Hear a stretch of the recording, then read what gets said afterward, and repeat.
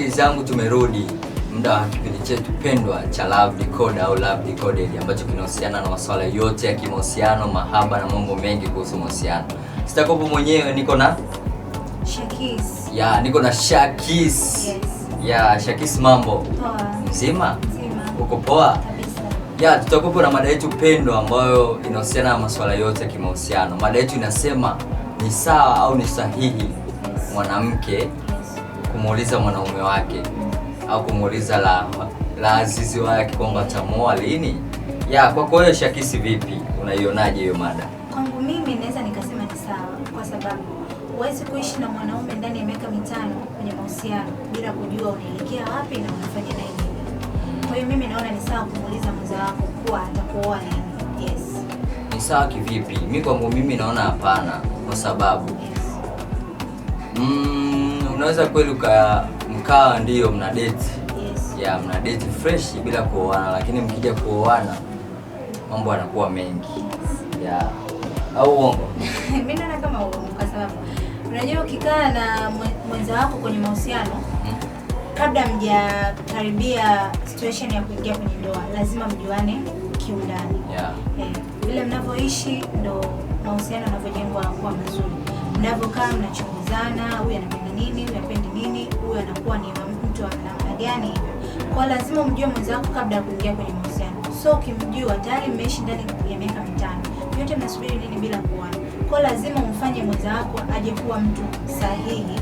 Lazima umveshe taji la kuwa mke halali ili ajione ni thamani kwako, kuliko unamweka tu yani as the same, tuseme ni ndugu. So ndugu unaweza kukaa naye bila yani yeye atabeba uhusika wa ndugu, lakini mke anafaa kuwa ndani ya nyumba na mwenza wake pia. Sawa, wewe ni binti mzuri, kuangalia mzuri na nawili.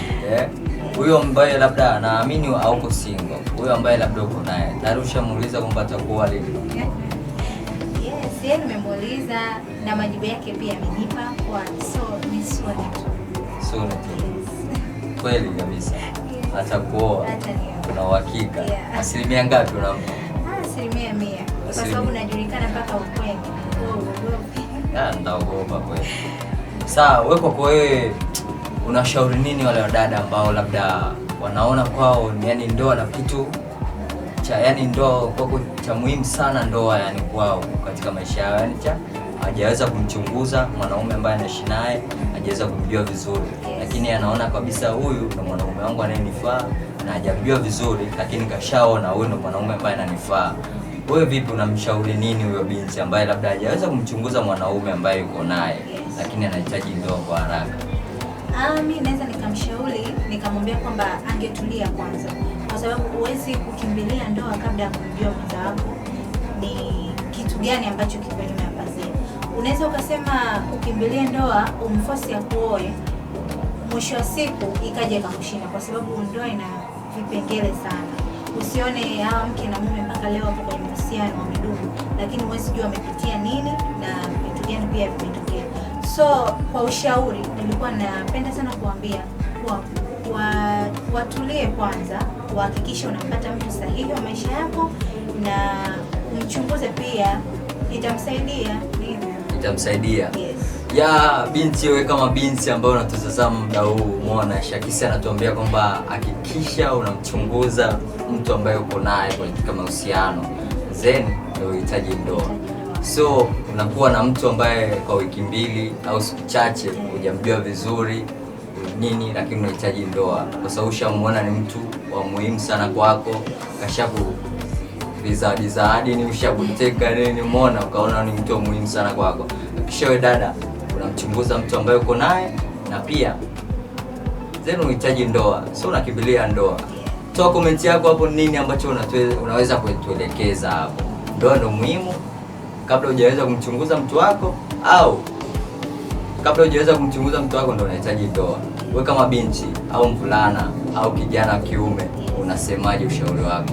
Hii ni TRL, ulikuwa nami SMP pamoja na Shakis. Shakis. Shakis, umetoweza kusogeza kidogo. Tunataka utuambie kitu chochote, yani ushauri, si wanaume. Si wanaume, maana tunaona ndoa si kwetu, hapana.